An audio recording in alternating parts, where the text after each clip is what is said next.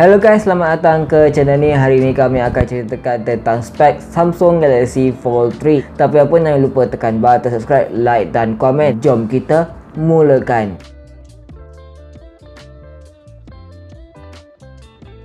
Tanpa bermasa, kami akan mulakan dengan display terlebih dahulu. Samsung Galaxy Fold 3 diatakan dengan panel AMOLED 2x 120Hz HDR10 plus 1200 nit 7.6 inci. Resolusi adalah 1768 kali 2208 pixel, 374 ppi, 179 cm, 88% screen to body ratio, curved display. Manakala skrin kedua didatangkan dengan panel AMOLED 2x 120Hz 6.2 inci. Resolusi adalah 832 kali 2260 pixel, 25.9 ratio berserta Corning Gorilla Glass Victus. Bateri Samsung Galaxy Fold 3 sebesar 4400 mAh, 25W fast charging, wireless fast charging 11W.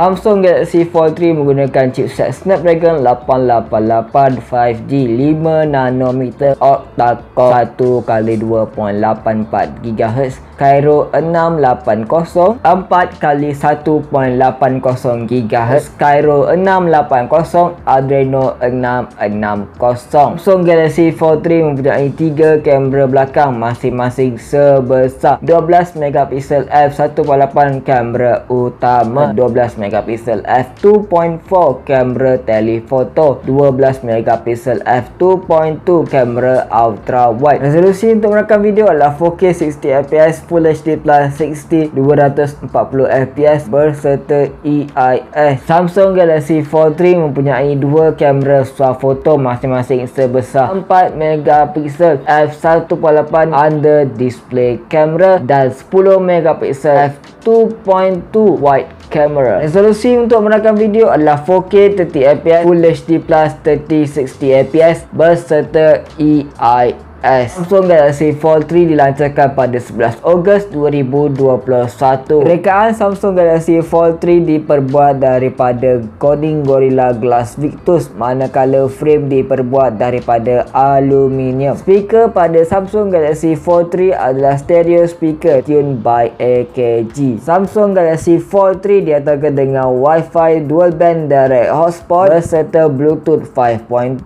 PS dan USB 3.0.